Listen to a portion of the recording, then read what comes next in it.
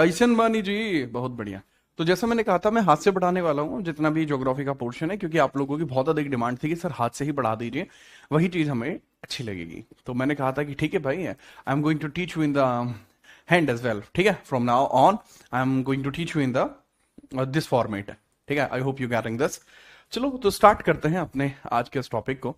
ठीक है, मैं आपको पहले बता देता हूँ, हल्का सा, एक सेकंड में बस, ये लीजिए। ठीक है, चलो अब मैं आपको बताता हूँ चीजें किस तरीके से। सबसे पहले हमें ये पेज चाहिएगा, और मैं इस पेज पे ये पूरी व्हाइटनर डालूंगा, ताकि आपको थोड़ा थोड़ा इसमें हाथ से लिखकर ही बता पाऊं। यही डिमांड थी ना भाई आप लोगों की, या कोई और डिमांड भी थी? बता दो, फिर मैं उस हिसाब से बताऊंगा। ठीक है, अगर कोई और डिमांड थी आपकी। मैं तो पूरी डिमांड मानता हूं आप लोगों की, आप ही हो जो नहीं मानते।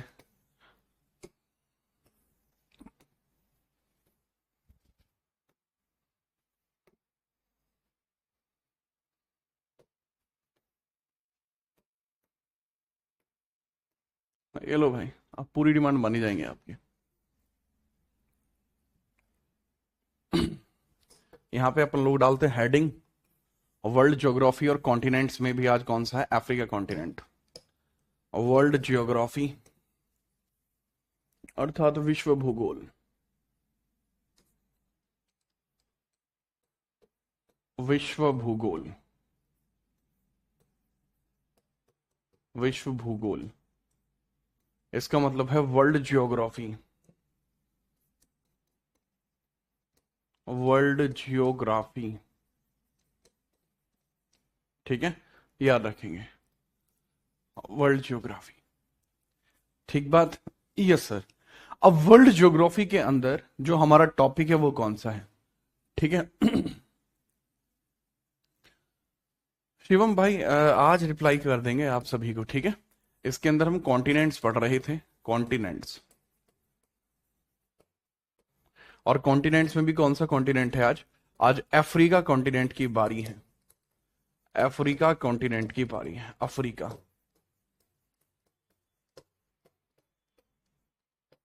ठीक है, चलो अब इसके बारे में थोड़ा सा अपन बताना शुरू करते हैं। ठीक है, चलिए स्टार्ट करते हैं मसले को पूरा।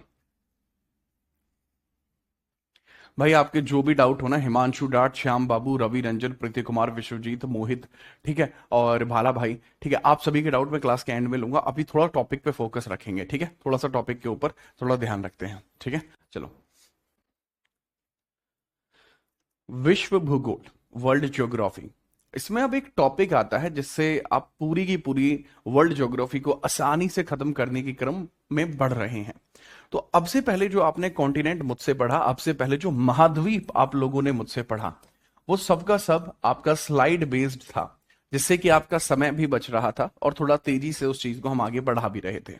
तो इससे पहले जो कॉन्टिनेंट्स मैंने पढ़ाए, that was based on the slides. Slides पे लिखा होता था, मैं उसको एक्सप्लेन करता था। बट ऑन योर डिमांड मैं अपने पुराने वाले मेथड पे वापस आ चुका हूं, जो मेथड मेरा पहले रहा है। काफी लंबे समय तक उस मेथड पे मैंने काम किया है, और मैंने एक उम्र खर्च की है इस सभी पर, ठीक है, पढ़ाने पर।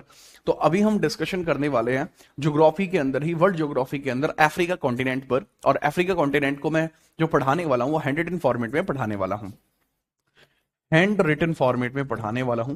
और ये सारा का सारा कॉन्सेप्ट आपको इसलिए पढ़ाया जा रहा है सो दैट कि इस सब के बाद आपका जो पूरा ज्योग्राफी है, वर्ल्ड ज्योग्राफी है, वो आपके पास बस जाए, आपकी रगों में बस जाए। इस वजह से ये सारा का सारा पोर्शन आपका जरूरी है, और इसको एक एक करके मैं इसीलिए जरूरी तरीके से पूरा भी करा रहा हूं। अगर आपको इसमें कोई समस्या है तो आप बता दीजिएगा कि जी मुझे इसमें ये समस्या है। कोई और दिक्कत है तो आप उस प्रकार से मुझे बता देना। मुझे लगता नहीं है कि इसमें आपको कोई दिक्कत फिर आएगी। ठीक है, अब मैं आपको अफ्रीका महाद्वीप के ही इंट्रोडक्शन की प्लस उसमें हर एक डिटेल की बात करूंगा। मतलब इसके बाद आपको वर्ल्ड ज्योग्राफी पढ़नी नहीं पड़ेगी। अगर आप वर्ल्ड ज्योग्राफी पढ़ते हैं मुझसे, तो आपको केवल 7 कॉन्टिनेंट पढ़ने हैं एंड ओशियंस की एक क्लास लेनी है, आपकी वर्ल्ड ज्योग्राफी खत्म। पढ़ाने का रुतबा यही है। स्टार्ट करते हैं। ठीक है, बहुत ध्यानपूर्वक बातों को समझिएगा। और हाँ, मुझे बताना आपको ये हैंड रिटन फॉर्मेट अच्छा लगा या फिर स्लाइड बेस अच्छा लगा। उससे क्या होगा, उससे मामला पूरा बनेगा। ठीक है, और जल्द ही हम भारत के अलग अलग हिस्सों में जो है आप लोगों से मिलने के लिए आने वाले हैं। ठीक है, मतलब मैं आने वाला हूँ, हम क्या, मैं ही आने वाला हूँ। ठीक है, तो बिहार भी आएंगे, ठीक है, राजस्थान भी आएंगे, हरियाणा में तो भाई मेरे पास ही है, ठीक है, और उत्तर प्रदेश की जगह जगह अलग अलग स्थानों पे जरूर, ठीक है, टेंशन फ्री, खुल के खेलते हैं। एमपी भी, उत्तराखंड भी, हिमाचल भी। तो सबसे पहले अफ्रीका महाद्वीप के बारे में एक इंट्रोडक्शन ले लेते हैं, इंट्रोडक्शन टू अफ्रीका कॉन्टिनेंट। इसके इंट्रोडक्शन की बात करते हैं, इसके इंट्रोडक्शन की हम बात करते हैं अफ्रीका कॉन्टिनेंट के। तो सर अफ्रीका कॉन्टिनेंट का ये डिजाइन आप देख रहे हो, बहुत बेहतरीन। अब इसमें आप ये समझिएगा कि भाई अफ्रीका के अंदर ओवरऑल 54 कंट्रीज आपको देखने को मिलती हैं, 54 कंट्रीज आपको देखने को मिलती हैं। और इसको डार्क कॉन्टिनेंट भी कहा जाता है या फिर इसको पोवर्ट कॉन्टिनेंट भी कहा जाता है। अफ्रीका महाद्वीप में हमें पता लगता है इट हैज 54 कंट्रीज, 54 इसमें कंट्रीज हैं, 54 कंट्रीज आपको इसमें दिखाई पड़ेंगी, 54 नेशन है ओवरऑल। अफ्रीका महाद्वीप को ही इसके सब नेम्स की अगर मैं बात करता हूं कि हमारे पास इसके कुछ सब नेम्स हैं, यानी इसके कुछ उपनाम आपको दिखाई पड़ेंगे, इसके कुछ उपनाम आपको दिखाई पड़ेंगे। और उन उपनामों की अगर हम बात करते हैं तो उपनाम कौन कौन से हैं सर? इसके उपनामों में हमें पता लगेगा कि हम इसी को डार्क कॉन्टिनेंट या गरीब महाद्वीप कहते हैं। ठीक है, चलो डार्क कॉन्टिनेंट बोलते हैं इसको, या डार्क कॉन्टिनेंट के साथ साथ हम इसी को गरीब महाद्वीप भी बोलते हैं। गरीब महाद्वीप भी बोलते हैं क्योंकि यहां पर पर्सन इनकम बहुत ज्यादा कम है। डार्क बोले जाने के पीछे का रीजन है कि अंध महाद्वीप भी इसको बोलते हैं। इसका डेवलपमेंट रेट बहुत स्लो है, इस वजह से इसको अलग अलग लेवल पे डिवाइडेड की गई है और डार्क कॉन्टिनेंट का नाम इसी के लिए आता है। ठीक है, याद रखते हैं। अब नेक्स्ट हम बात करते हैं इसमें, यहां पे हम अफ्रीकन रिवर्स पढ़ेंगे, ट्राइब्स पढ़ेंगे, पर्वत पठार पढ़ेंगे, खनिज संपदा पढ़ेंगे, और यहां जो भी चीजें हैं ऑल डिस्कशन इसमें होगा। और वो सबका सब किसका होगा? अफ्रीका महाद्वीप का ही पूरा डिस्कशन होगा। लेकिन इसकी लोकेशन को समझना बहुत जरूरी है, इसके आसपास कौन कौन सा क्षेत्र है, कहां है, क्यों है, कैसे है, वो समझना बहुत जरूरी होगा। सबसे पहले हम बात करते हैं इसकी लोकेशन एंड एक्सटेंट कहां से कहां तक है। लोकेशन एंड एक्सटेंट की हम यहां पर बात कर लेते हैं। बताइए सर इसकी लोकेशन और एक्सटेंट कहां पे? तो आप बीच में लिख लेंगे महाद्वीप। अब डिजाइन तो बना नहीं पाओगे, है ना, क्योंकि भाई डिजाइनर तो मेरे लेवल के नहीं हो आप, ये भी तो समझो। तो कोई बात नहीं, आप इस तरीके से खाली इसको बनाइए और इस पे लिखना शुरू कीजिए किस दिशा में क्या है। सबसे पहले इसके पश्चिम में क्या है, ये जो हिस्सा है इसका, ये पश्चिम कहलाएगा। मैंने यहां पे मैपिंग करी, this is called as north, this is called as south, this is called as west, this is called as east, यही है। तो इसके पश्चिम दिशा में क्या दिखाएगा आपको? अटलांटिक महासागर। यह इसकी पश्चिमी दिशा है और यहां आपको अटलांटिक महासागर दिखाई देगा। दिस इज अटलांटिक महासागर। इसके पश्चिम में, वेस्ट में इसके क्या है? अटलांटिक ओशियन, अटलांटिक ओशियन है, अटलांटिक ओशियन है, अटलांटिक महासागर है, अटलांटिक महासागर है। पहला पॉइंट ये आया हमारी बुद्धि में कि हाँ तो अटलांटिक महासागर है। अभी क्या अपन इसके साउथ की तरफ तो इतना ज्यादा देखने की जरूरत नहीं पड़ेगी क्योंकि यही विस्तृत है, यह विस्तृत है, काफी बड़ा है। लेकिन इसके ऊपर की तरफ अगर आप समझोगे तो यहां एक दूसरा आपको हिसाब किताब ऐसे दिखाई देगा, एक दूसरा आपको यहां पे क्षेत्र ऐसे दिखाई देगा। अब ये क्या लैंड मास है, समझे? ये क्या भाई रे ऊपर, अरे बन जा यार, this is a land mass. हाँ पूरा जुड़ गया, ठीक है। अब इस लैंड मास को अगर मैं आपको समझाऊं तो ये लैंड मास कौन सा है, यानी ये भूमि का टुकड़ा आपका कौन सा है? ये भूमि का टुकड़ा आपका कौन सा, बताता हूं सर। अगर आप ध्यानपूर्वक इस वाले लैंड मास को समझोगे जो मैंने ऊपर बनाया है, ये लैंड मास कौन सा है सर? ये यूरोप का स्पेन है, ये यूरोप का स्पेन है। और यहां बीच में जिब्राल्टर संधि आपको देखने को मिलती है, ठीक है, याद रखेंगे। ये है जिब्राल्टर संधि, इसको हम बोलते हैं स्ट्रेट ऑफ जिब्राल्टर, और ये स्पेन है, ठीक है। स्पेन, स्पेन आपको दिखाई पड़ेगा। स्पेन कहां का है सर? मैंने आपको बताया हुआ है, Spain is from Europe. Europe का है स्पेन, यूरोप का है, यूरोप का, यूरोप का है। और ये संधि कौन सी है? जिससे जिब्राल्टर संधि, जिब्राल्टर संधि, जिब्राल्टर संधि आपको दिखाई पड़ेगी। जिब्राल्टर संधि आप सभी जानते हैं कि इसको की ऑफ मेडिटेरेनियन सी भी बोलते हैं। की ऑफ मेडिटेरेनियन सी, मेडिटेरेनियन सी, टेरेनियन सी मतलब भूमध्य सागर का कुंजी है ये। अब पॉइंट यहां आता है कि सर फिर भूमध्य सागर कहां पे है?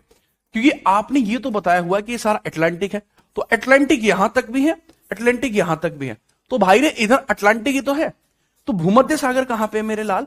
ये पूरा का पूरा एरिया, ये पूरा का पूरा एरिया जो है भाई, ये भूमध्य सागर है, यही है भूमध्य सागर। तो अगर हम भूमध्य सागर को देखते हैं, मेडिटेरेनियन सी को देखते हैं, तो ये कहां किस लोकेशन में हो गया? नॉर्थ लोकेशन में मेडिटेरेनियन सी हो गया। नॉर्थ लोकेशन में क्या हो गया मेरे लाल? मेडिटेरेनियन सी हो गया। और मेडिटेरेनियन सी के ऊपर क्या है? यूरोप है। मेडिटेरेनियन सी के ऊपर यूरोप हो जाएगा। क्लियर है? बहुत बेहतरीन। अब अगर हम बात करते हैं इसी के ऊपर, यही मेडिटेरेनियन सी से कनेक्टिविटी एक और रखता है, वो स्वेज कनाल है। स्वेज कनाल आपको दिखाई पड़ेगा। एक और मैं बता देता हूं, अब भूमध्य सागर के बारे में मैं आपको चर्चा कर चुका हूं, यहीं से इसकी एक और कनेक्टिविटी है, लाल सागर के ठीक ऊपर आपको स्थित दिखाई पड़ेगा एक लोकेशन है जिसको हम स्वेज कनाल बोलते हैं। ठीक है, अफ्रीका और एशिया को अलग करता है और भूमध्य सागर को लाल सागर से जोड़ता है। बच्चे मेरी बात को समझना, यहां एक ऐसी लोकेशन आपकी क्रिएट होगी।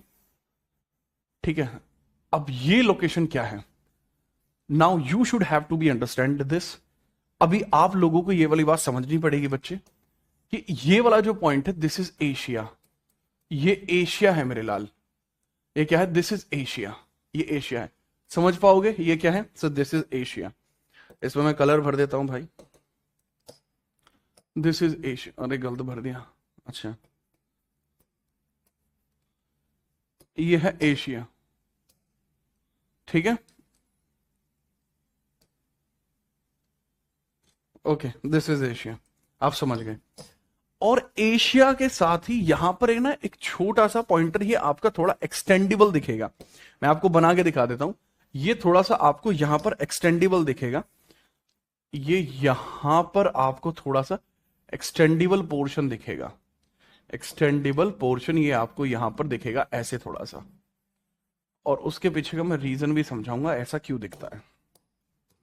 बट हाँ, बहरहाल आप ये तो समझ पा रहे हो कि जी सर हाँ ड्राइंग किस लेवल की कर रहे हैं। यहां एशिया का ये वाला जो पोर्शन आपको दिखाई दे रहा है, इसमें जो हिस्सा बचता है, ये है बच्चे आपका रेड सी। इसको हम रेड सी बोलते हैं। अब रेड सी के बीच में से निकलने के लिए जो एरिया है, ये वाला जो एरिया है, ये स्वेज कनाल है। इसको हम स्वेज नहर कहते हैं। इसको हम क्या बोलते हैं भाई? ये स्वेज नहर है, स्वेज नहर। यही हिस्सा आपका स्वेज नहर है, स्वेज नहर है आपका। ठीक है, इसी को अपन स्वेज कनाल कहते हैं। स्वेज कनाल किसको जोड़ता है फिर? भूमध्य सागर और रेड सागर को जोड़ता है स्वेज कनाल। इसके बाद अगर ईस्ट की तरफ देखते हैं, तो भाई यह शुरुआती तौर पे तो रेड सी है। रेड सी के नीचे आपका क्या है? Sir this is Indian ocean, यही इंडियन ओशियन है, यही इंडियन ओशियन है। दिस इज इंडियन ओशियन, यही इंडियन ओशियन है। और इंडियन ओशियन के साथ साथ ये वाला जो हिस्सा है, this is called as horn of Africa. ये वाला जो उठा हुआ जो भाग है इसका, ये वाला हिस्सा, इसको हम बोलते हैं हॉर्न ऑफ अफ्रीका। इसको हॉर्न ऑफ अफ्रीका बोलते हैं, अफ्रीका का सींग इसको बोलते हैं। कई बार पूछ लिया जाता है कि हॉर्न ऑफ अफ्रीका में कितने आपको हिसाब किताब देखने को मिलते हैं। ठीक है, कितने आपको हिसाब किताब देखने को मिलते हैं, मतलब कंट्रीज कितने दिखाई पड़ते हैं इसके अंदर? सर यहां पर सोमालिया, इथोपिया और जिबूती जैसे देश हैं। सोमालिया, इथोपिया, सोमालिया, इथोपिया और जिबूती, इथोपिया एंड जिबूती, यही आपको दिखाई देंगे। जिबूती, ये तीन नेशंस आपको दिखाई पड़ेंगे। तो मेरे ख्याल से आप समझ पाए हैं, ईस्ट लोकेशन में इसके क्या है? रेड सी है इसके ईस्ट लोकेशन में, और ईस्ट लोकेशन में रेड सी के साथ साथ इंडियन ओशियन भी है, भारतीय महाद्वीप भी है। मतलब यहां लाल सागर और भारतीय महाद्वीप है। ये इसकी पूरी लोकेशन हो गई। मेरे ख्याल से आप समझ पाए होंगे, this is location of the Africa. Total number of nation is 54। आपको मेरे ख्याल से आज पहली बार इसके बारे में पूरी तरीके से समझ में आया होगा, पूरी तरीके से पहली बार आपके समझ में आया होगा, आपकी बुद्धि में एकदम सेट तरीके से ये वाली बात आ गई होगी। क्या कहते हो? ठीक है, अभी हम आगे बढ़ते हैं, आगे चर्चा करते हैं बाकी कंट्रीज का कैसे कैसे हिसाब किताब रहेगा, इसकी लोकेशन एक्सटेंट कैसे रहेंगे, फिर आपको और मजा आएगा। फिर क्या रहेगा? फिर आपको और मजा आएगा। ठीक बात है ना? ठीक है, आप स्क्रीनशॉट ले लेना इस वाले पॉइंट का। Now we are moving further. अभी क्या, अभी अपन आगे बढ़ते हैं और इसके बारे में थोड़ी सी चर्चा करते हैं कि इसमें कौन सा कंट्री कहां पर आपका दिखाई देगा। ये आपको बहुत बढ़िया लेवल पे दिखेगा, आप देखना मेरी बात। इसको करते हैं अपन पहले पूरा व्हाइट। ठीक है, और इस पे मैं यूज करने की कोशिश करता हूं अलग अलग अलग कलर्स। सबसे पहले आप देखो इसके नॉर्दर्न नेशन की बात करते हैं। ये इसका नॉर्दर्न नेशन है, ये इसका नॉर्थ का हिस्सा हो गया, क्योंकि यार ऊपर की तरफ है नॉर्थ हो गया, तो इसका नॉर्थ वाला हिस्सा हो गया, उत्तरी हिस्सा हो गया। इसके उत्तरी कंट्रीज कौन कौन से आपको दिखाई देंगे? सबसे पहले आपको एक देश याद होगा, मोरक्को। मोरक्को याद है आपको? मोरक्को, मोरक्को, यहां पे मोरक्को है ये, दिस इज मोरक्को। पूरा ही धत ऐसे ही बनाना पड़ेगा यार फिर। देखो इस तरीके से आप समझना, ये जो पूरा पोर्शन मैं कर रहा हूं, ये वाला पूरा portion, this is called S Morocco. भाई ये वाला देश मोरक्को है, यही वाला देश मोरक्को है, मोरक्को, मोरक्को, मोरक्को आपको हो जाएगा ये मोरक्को। मोरक्को के जस्ट साइड में आपको अल्जीरिया दिखाई देगा, ठीक है, अल्जीरिया के साइड में आपको टूनिशिया दिखाई देगा, फिर लीबिया है और फिर इजिप्ट है, ठीक है। ये अल्जीरिया है, अल्जीरिया है ये आपका, this is Algeria, this is Algeria. Algeria के साइड में आपको दिखाई देगा टूनिशिया, अल्जीरिया के साइड में आपको दिखाई देगा ये वाला क्षेत्र है टूनिशिया, ये टूनिशिया है भाई, दिस इज टूनिशिया। टूनिशिया के साइड में दिस इज लीबिया, ये लीबिया है भाई, this is Libya, right. Libya के साइड में आपको दिखाई देगा दिस इज इजिप्ट, ये इजिप्ट है। ये सब के सब उत्तरी देश हैं, ये सब के सब कैसे उत्तरी कंट्रीज इसमें हो जाएंगे। अब बाकियों पे आप कलर भर देंगे फटाफट से। सर ये जो हो गया दिस इज अल्जीयर्स, अल्जीयर्स आपका हो गया, अल्जीयर्स, ठीक है, याद रख लेंगे। अल्जीरिया आप याद रख लेना, अल्जीरिया हो गया, अल्जीरिया। ये छोटा सा देश हो गया टूनिशिया, टूनिशिया हो गया भाई। ये हो गया लीबिया, लीबिया में बहुत गुंडागर्दी चलती है। ये हो गया इजिप्ट, इजिप्ट, ठीक है। बहुत सारे बच्चों को नहीं पता है कि इजिप्ट, जिसको अपन मिस्र बोलते हैं, राइट, कि वो अफ्रीका में। बहुत सारे बच्चों को लगता है कि ये भूमध्य, ये जो है आपका गल्फ ऑफ पर्शिया के पास है, बट ऐसा नहीं है, ठीक है, ये आपका यहां पे होगा। अब हम बात करते हैं इसके अफ्रीका के ईस्टर्न साइड के हिस्से की, ठीक है। सबसे पहले आपको ये सबसे बड़ा हिस्सा जो आपको दिखाई दे रहा है, ये वाला हिस्सा, इसको मैं कलर करूंगा, ये वाला जो हिस्सा है इसको बोलते हैं अपन सूडान। ये पूरा हिस्सा कौन सा भाई? सूडान है। और सूडान में भी दो हिस्से बन जाते हैं कई बार। ये साउथ सूडान है नीचे वाला, इसमें एक लाइन भी खींच दूंगा मैं अलग से, ताकि तुम्हें थोड़ा सा याद रहे।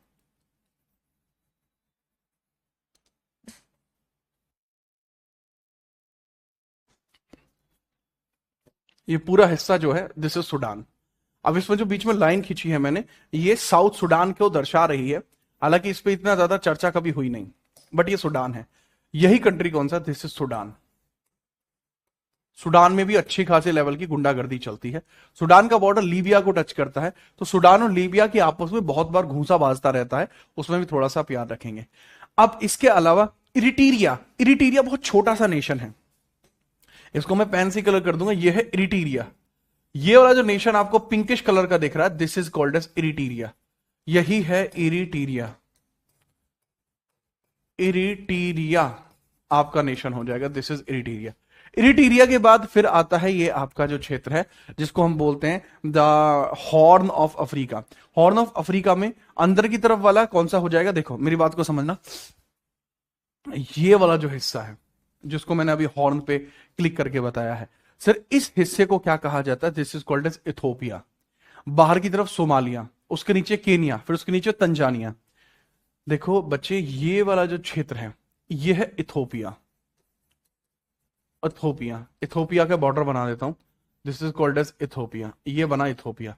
इथोपिया के बाहर की तरफ वाला जो क्षेत्र है, ठीक है, ये वाला क्षेत्र जो है, ये वाला जो क्षेत्र आप देख रहे हो, ये वाला क्षेत्र जो सींग के ऊपर पूरा का पूरा बनना है, वो सोमालिया है। इसके नीचे एक केनिया है, यह है बच्चे सोमालिया। सोमालिया के नीचे आपको दिखाई देगा ये केनिया है, केनिया है आपका, दिस इज केनिया। और केनिया के नीचे वाला जो हिस्सा आपको दिखाई देगा that is Tanzania, this is Tanzania, ये तंजानिया है, ठीक है, this is called as Tanzania.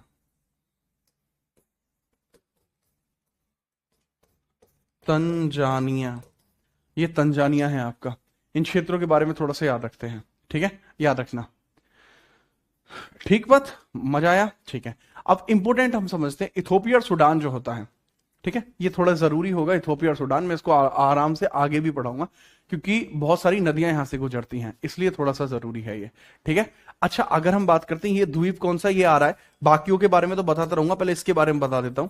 This is known as Madagascar, ये है मेडागास्कर, ये मेडागास्कर है, ये मेडागास्कर है, this is known as Madagascar, ठीक है।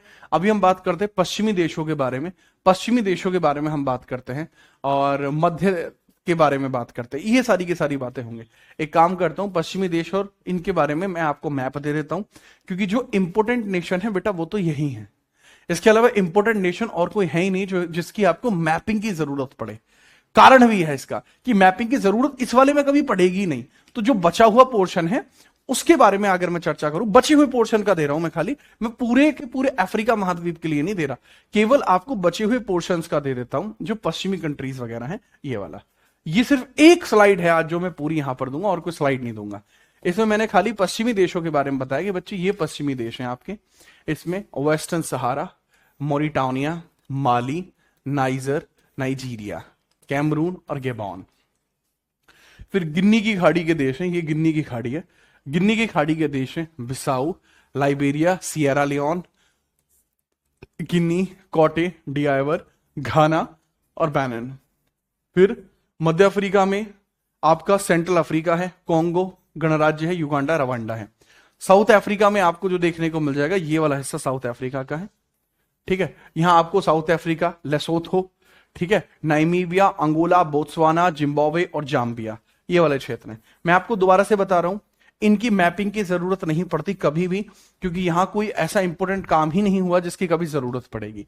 तो आपको जितनी मैपिंग मैंने करी है उतनी ही मैपिंग की जरूरत है, इसके अलावा आपको बाकी मैपिंग की जरूरत नहीं पड़ेगी, ठीक है। बाकी मैपिंग की जरूरत आपको पड़ेगी ही नहीं, that will be next to zero. अगर आप मैपिंग करते भी हो तो फिर उसका इतना ना तो कोई खास प्रभाव रहेगा, ना ही आवश्यकता, तो आप उसके बारे में ना ही पढ़ें तो पर्याप्त है, ठीक है। लेकिन अब जिस चीज पे हम चर्चा करने वाले हैं वो है अफ्रीका महाद्वीप के बारे में बाकी फैक्चुअल जानकारी, उसको समझने की कोशिश आप करिएगा, ठीक है। इसका आप स्क्रीनशॉट ही लेना, इतना पर्याप्त है। 54 देशों को इसी तरीके से याद रख लेंगे। जिन देशों की मैपिंग की जरूरत थी उन देशों को मैप मैंने कर दिया है। अब यहां पे अगर मैं अफ्रीका जैसे कंट्रीज को मैपिंग करने लगूंगा, साउथ अफ्रीका वगैरह को, तो बहुत समय जाएगा, इसलिए थोड़ा सा मैंने समय आपका बचाया है, ठीक बात है। चलो बस, इसके आगे कोई स्लाइड यूज नहीं होगी। अब हम अफ्रीका महाद्वीप की थोड़ी स्टैटिक्स की बात कर लेते हैं कि अफ्रीका महाद्वीप में क्या चीज कैसे कैसे आपको दिखाई पड़ेगी, स्टैटिक्स के बारे में बात करते हैं, ठीक है, कि सर किस तरीके से रहेगी, ठीक है, बगैर किसी परेशानी के बारे में।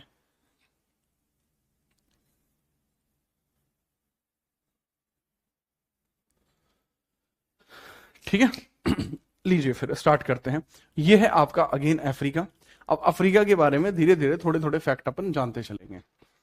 सर अफ्रीका के बारे में पहला फैक्ट ये है, आपको क्या लगता है कि पूरी दुनिया का कितना प्रतिशत हिस्सा अफ्रीका में है अकॉर्डिंग टू यू?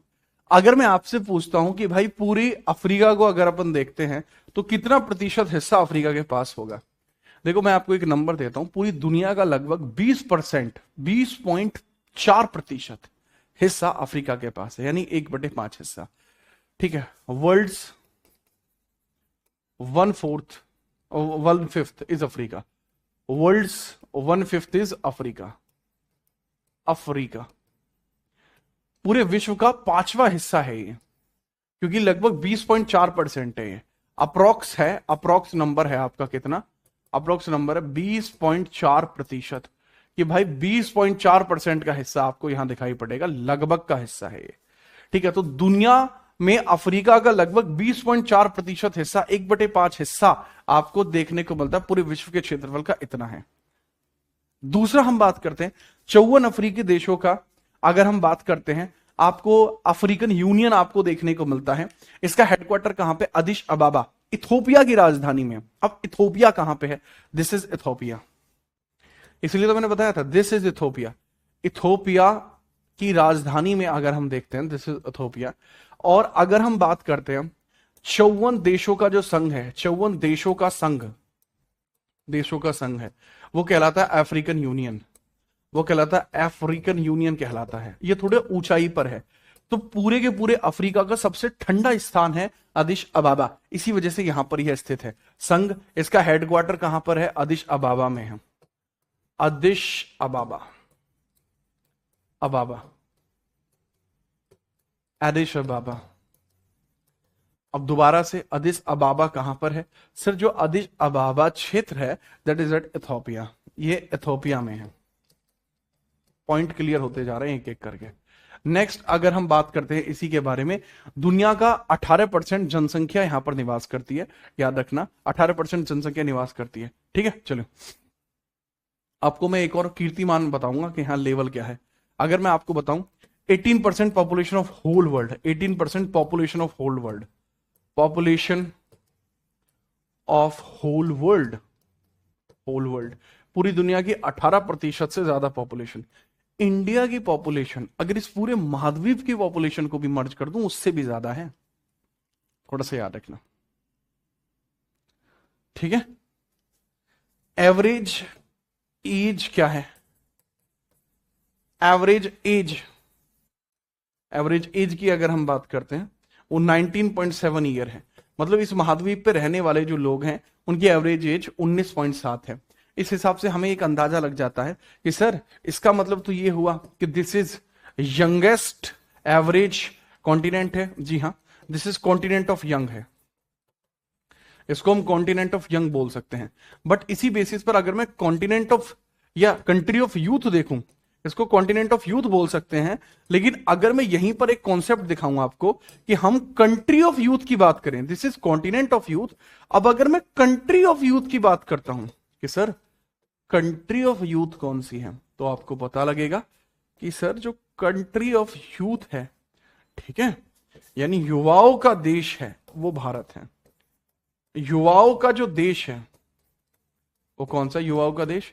सर युवाओं का देश है भारत। आपका युवाओं का जो देश है वो कौन सा है? भारत। युवाओं का देश भारत है।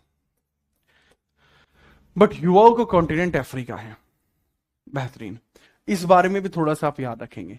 आगे हम बात करते हैं, एक सवाल आता है कि इसको डार्क कॉन्टिनेंट अपन क्यों कह सकते हैं, या इसके अंतर्गत ये भी सवाल पूछा जा सकता है कि इसकी खोज किसने करी, कि भाई अफ्रीका की खोज किसने करी है।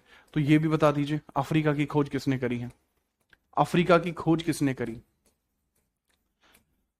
तो आप या मुझ में से तो किसी ने करी नहीं, राइट। डिस्कवरी की अपन बात कर रहे हैं, डिस्कवरी चैनल भी बहुत जोर का है, बट डिस्कवरी की अपन कर रहे हैं इधर बात कि डिस्कवरी इसकी किसके द्वारा की जाती है।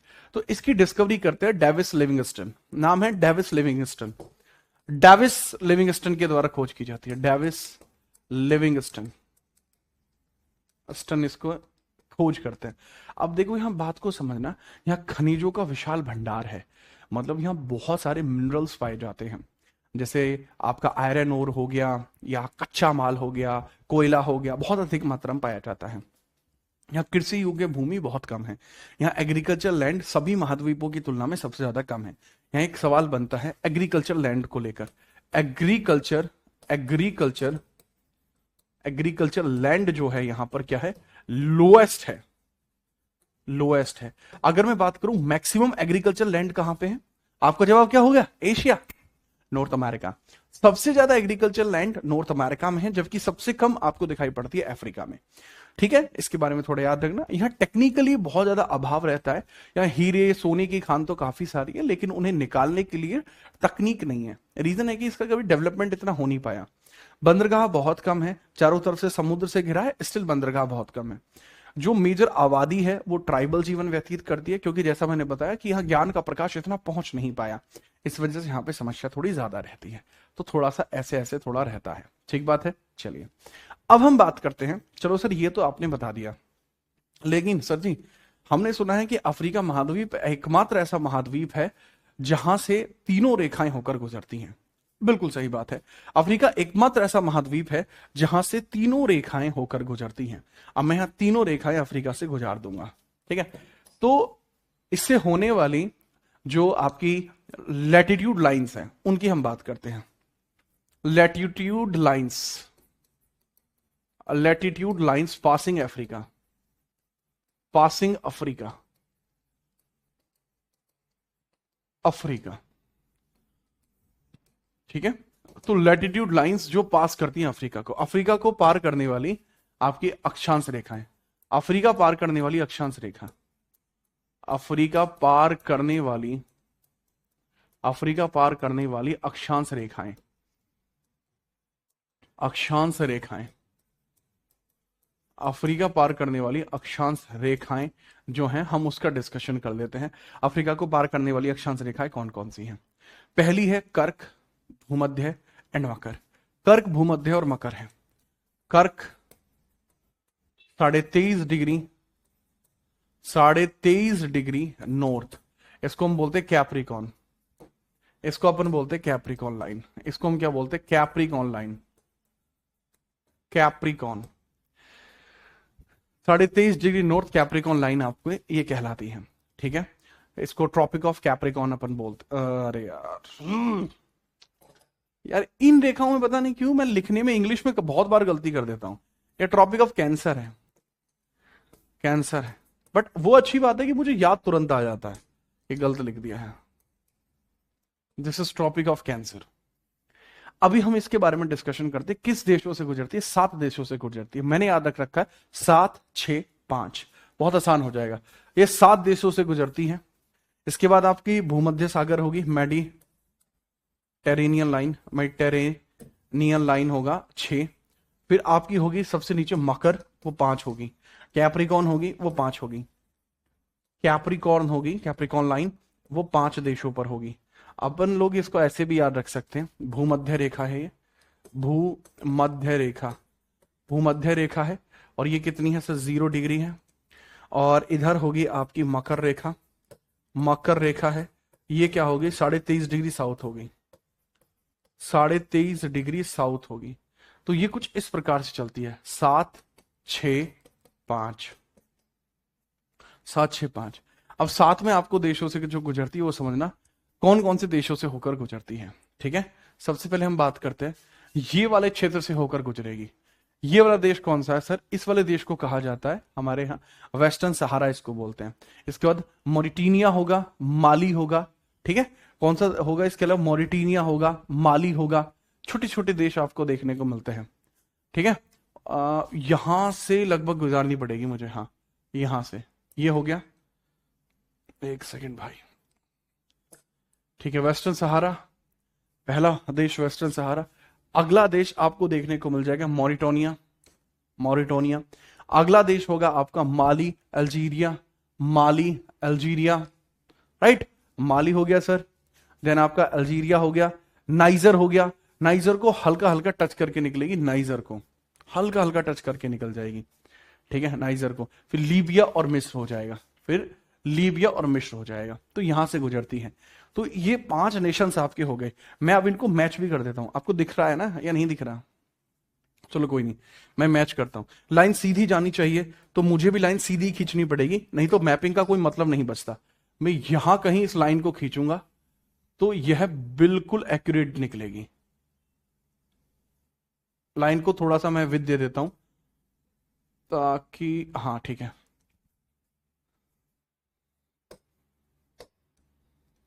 ठीक है सर, परफेक्ट। अब इसमें नेशंस देख लीजिए, कौन कौन से नेशंस इसमें शामिल हुए हैं। बात को समझना। सबसे पहला है वेस्टर्न सहारा, पश्चिमी सहारा है ये। पश्चिमी सहारा कौन सा देश है? पश्चिमी सहारा पहला वाला देश है सर, ये वाला पश्चिमी सहारा है। ये वाला जो नेशन है, दिस इज पश्चिमी सहारा। ठीक है सर, पश्चिमी सहारा हो गया। देन सर पश्चिमी सहारा के बाद नेक्स्ट नेशन आपका कौन सा हो जाएगा सर? अगला नेशन है आपका मॉरिटानिया। ये वाला क्षेत्र मॉरिटानिया है, मॉरिटानिया हो जाएगा। मॉरिटानिया के बाद है माली, ये वाला क्षेत्र आपका माली हो जाएगा। ये अल्जीयर्स हो जाएगा। देन है सर माली, ठीक है, अल्जीयर्स हो जाएगा। फिर बहुत छोटा सा हिस्सा टच होगा, एक बहुत छोटा सा हिस्सा टच होगा जिसको हम बोलते हैं नाइजर से बहुत छोटा सा टच होके निकल जाएगा ये। फिर नाइजर है आपका, नाइजर कितने कंट्री हो गए? 1, 2, 3, 4, 5, बचे हुए 2, लीबिया एंड इजिप्ट। 2 देश ही बचते लास्ट में, that is Libya and Egypt. यहां 2 देश बचेंगे, लीबिया एंड इजिप्ट। बात खत्म हुई। तो ये हो गया आपके 7 नेशंस। बहुत प्यारे तरीके से आपको ये चीज समझ में आई होगी। ठीक है, आसानी से यहां से होकर निकल जाती है। ठीक है, कोई दिक्कत तो नहीं है सर? बिल्कुल दिक्कत नहीं है। कुछ लोगों को लगता है कि ये चैड नेशन से भी होकर गुजरती है। बेटा ये चैड है, ये चैड है, याद रखना, ये चैड से होकर नहीं गुजरती। चैड से होकर ये नहीं गुजरती है। I am repeating my words, बेटा ये चैड से होकर नहीं गुजरती है। अभी अपन बात करते हैं जो नीचे आपको देखने को मिलता है मेडिटेरेनियन। इसके बारे में सीधा याद रखना, पहला है साओ टॉम, गैबोन, कॉन्गो। ठीक है, मैं वेस्ट से ईस्ट की तरफ लोकेशन लिख रहा हूं। साओ टॉम, साओ टॉम हो जाएगा पहला, साओ टॉम, साओ टॉम, अलग अलग नाम है साओ टॉम। दूसरा है आपका गैबोन, कॉन्गो। अगला है गैबोन, अगला है कॉन्गो, फिर आपका Congo Republic, Congo Republic, right. 2 Nations आपके और बचेंगे जो मेजर हैं, युगांडा, केनिया और सोमालिया। ठीक है, युगांडा, युगांडा, युगांडा, केनिया और सोमालिया, केनिया और सोमालिया, सोमालिया, बात खत्म। युगांडा, केनिया और सोमालिया से होकर गुजरती है। ठीक बात है जी सर। अब मेरी बात को समझना, ये लगभग निकलेगी कहां से, किस क्षेत्र के आसपास से निकलेगी? ये लगभग इस क्षेत्र के आसपास से होकर निकलती है, इस क्षेत्र के आसपास से होकर निकलती है। ठीक है, अब यहीं पर आप सीधा तरीके से याद रखना, शुरुआत का क्षेत्र है साओ टॉम। एक एक को बात करता चलूंगा। दिस इज साओ टॉम, शुरुआत का जो पॉइंट है यही साओ टॉम आइलैंड्स हैं, यही साओ टॉम आपको दिखाई देगा। ये है बच्चे कॉन्गो, ये मोटा सा कॉन्गो हो जाएगा। ये है फिर यहां पे युगांडा, ये आगे युगांडा हो जाएगा। ये क्षेत्र है केन्या और ये क्षेत्र है सोमालिया। बात खत्म, होकर गुजर गई। ठीक है, कोई दिक्कत थोड़ी है, काम खत्म। फिर मकर रेखा की बात करते हैं। मकर रेखा ज्यादा से होकर नहीं गुजरेगी, 5 ही देश हैं आपके। ठीक है, और वो कौन कौन से देश हैं उसके बारे में बात कर लेते हैं, शायद इस हिसाब से आपको थोड़े और देश भी क्लियर हो जाए, इनकी मैपिंग और आपके दिमाग में हो जाए। सबसे पहले होता है नाइमीबिया। अब नाइमीबिया कौन सा क्षेत्र है? ये क्षेत्र नाइमीबिया है, ये क्षेत्र है भाई नाइमीबिया आपका। This is called as Namibia. ये पहला जो पॉइंट आपका मैंने बनाया है, इसी क्षेत्र को हम नाइमीबिया बोलते हैं। है सर सच में? हाँ। इससे अगला है बोत्सवाना, इससे अगला है बोत्सवाना, ये क्षेत्र है भाई जी आपका बोत्सवाना। और सबसे नीचे वाला जो क्षेत्र है ये है आपका अफ्रीका, साउथ अफ्रीका जिसको अपन बोलते हैं। This is called as South Africa, हम इसको बोल देते हैं साउथ अफ्रीका, साउथ अफ्रीका इसको बोलते हैं। उसके साइड में आपको एक छोटा सा देखने को मिलता है, इसको हम बोलते हैं मोजाम्बिक। एक छोटा सा देश है जिसको हम बोलते हैं मोजाम्बिक। ये देश है मोजाम्बिक आपका, यहां बनाऊंगा मोजाम्बिक, ये है मोजाम्बिक। ठीक है, this is called as Mozambique. और मोजाम्बिक के जस्ट ऊपर आपको देखने को मिलता है, यहां देखने को मिलता है जिम्बाब्वे। ये है भाई आपका देश जिसको अपन बोलते हैं जिम्बाब्वे, इसके जस्ट ऊपर है जिम्बाब्वे। जिम्बाब्वे से होकर नहीं गुजरती, सिर्फ बता रहा हूं। और ये क्षेत्र आप जानते ही हैं, दिस इज मेडागास्कर, ये मेडागास्कर है, मेडागास्कर आपको दिखाई पड़ेगा। ठीक है, दोबारा बता रहा हूं ये सब कौन कौन से। सर सबसे पहले नंबर का इधर जो है इसको हम किस नाम से जानते हैं? सर दैट इज नामीबिया, ये नाइमीबिया है, नाइमीबिया हो जाएगा। दूसरा है बोत्सवाना, बोत्सवाना हो जाएगा। ये सर जिम्बाब्वे है, जिम्बाब्वे है। सर ये वाला जो देश है this is south Africa, south Africa है। सबसे ज्यादा डेवलप पूरे के पूरे कॉन्टिनेंट का सबसे डेवलप कंट्री साउथ अफ्रीका है। और इसके साइड में आपको मोजाम्बिक है, ये साइड वाला नेशन मोजाम्बिक है, मोजाम्बिक है। अब जो लाइन निकलेगी वो 5 देशों से होकर निकलेगी। ठीक है, अब वो 5 देश कौन कौन से हैं सर? लाइन निकलेगी लगभग यहां से और वो ऐसे होकर निकलेगी। ठीक बात समझ में आई आपको? तो 5 नेशन कौन कौन से होंगे? पहला है नामीबिया, भाई हिंदी में लिख देता हूं आपकी बात, नामीबिया, नामीबिया। दूसरा होगा आपका बोत्सवाना, बोत्सवाना। फिर होगा आपका साउथ अफ्रीका, फिर होगा आपका मोजाम्बिक, मोजाम्बिक। और फिर लास्ट हो जाएगा आपका मेडागास्कर, फिर लास्ट हो जाएगा आपका मेडागास्कर, गास्कर। तो इस तरीके से होकर 5 नेशन से होकर निकलती है। ठीक है, चलो। तो मैं अब बच्चों के दिमाग में होता आपने कैसे याद किया? भाई मुझे ना टाइम हो गया पढ़ाते पढ़ाते ना, तो मुझे तो खुद याद हो गया ये, ठीक है। मुझे कभी याद रखने के लिए कभी जरूरत इसलिए नहीं पड़ी क्योंकि मुझे याद हो गया, कभी जरूरत नहीं पड़ी, बहुत ज्यादा बार पढ़ाया है।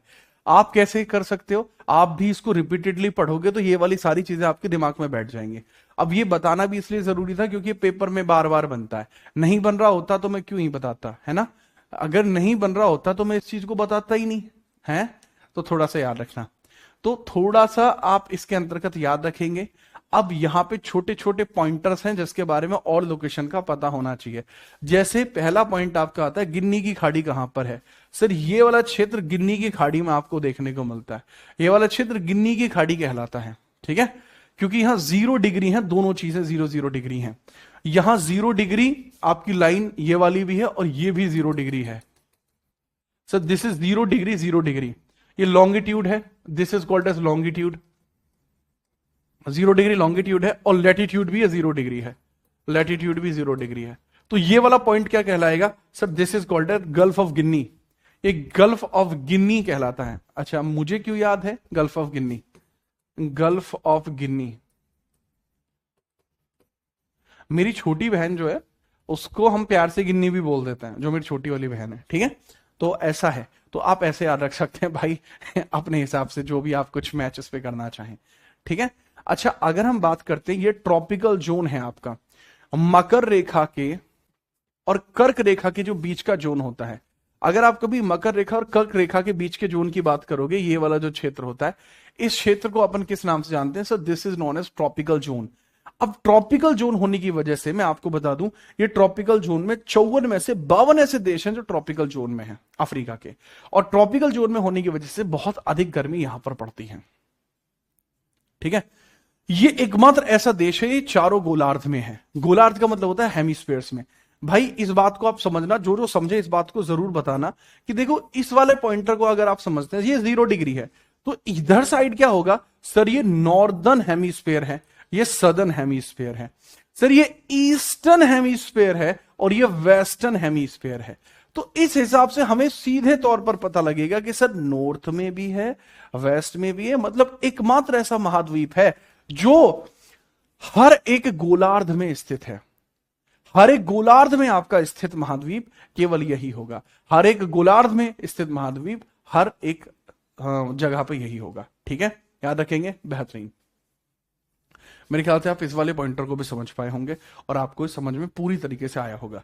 अब मैंने इसकी लोकेशन एक्सटेंट कंट्री पोजीशनिंग बता दी। अब इससे रिलेटेड जो स्टैटिक पोर्शन बनता है उसके बारे में हम बात करेंगे, ठीक है। उसके बारे में बात करेंगे, इसके ट्राइबल कम्युनिटीज कैसी हैं, ठीक है, और बाकी किस तरीके से हम बड़ा, सबसे बड़ा देश कौन सा, सबसे छोटा देश कौन सा है, ठीक है। चलो, तो कोई समस्या इसमें है नहीं, ठीक है। या एक चीज और है इसके रिगार्डिंग, हम एक स्लाइड जरूर दे सकते हैं आपको, एक स्लाइड जरूर दे सकते हैं जो आपके लिए थोड़ी चीजों को आसान कर सकते हैं, ये वाला, ठीक है। ये वाली स्लाइड आप इसमें यूज कर सकते हैं जो आपके लिए थोड़ी सी फायदेमंद रहेगी। आप इसके बारे में थोड़ा थोड़ा देख लेंगे। किसे क्षेत्रफल और जनसंख्या के आधार पर सबसे बड़े देश, जनसंख्या के आधार पर सबसे बड़ा जो देश है वो नाइजीरिया है, सबसे ज्यादा है, इथोपिया, मिस्र, कांगो और तंजानिया।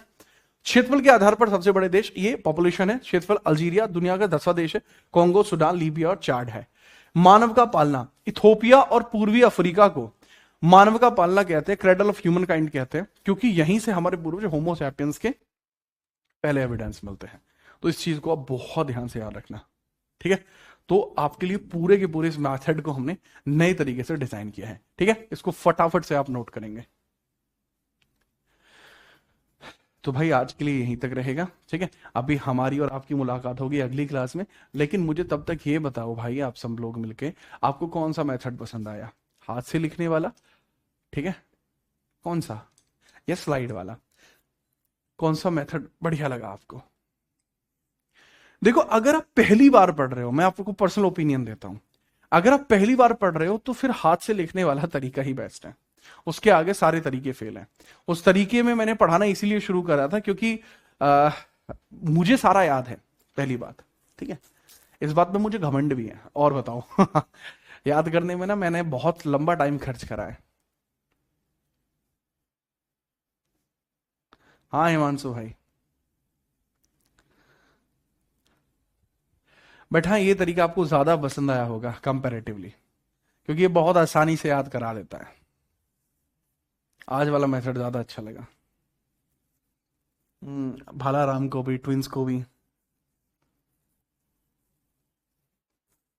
भाई अगर ये इतना पसंद आया मेथड तो अपन लोग इसी मेथड में आगे बढ़ेंगे। ठीक है, कोई दिक्कत नहीं है।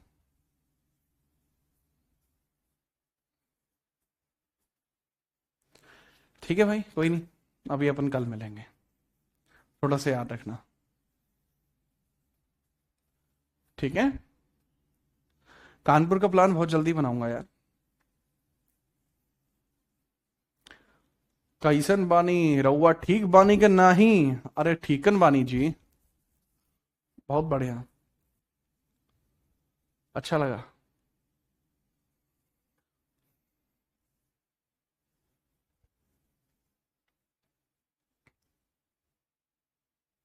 आप महाराष्ट्र आएंगे? हाँ, मेरे भाई की पोस्टिंग है यार, उधर की तरफ आऊंगा। ठीक है, अभी अपन कल मिले। ठीक है, डन। जय हिंद, वंदे मातरम।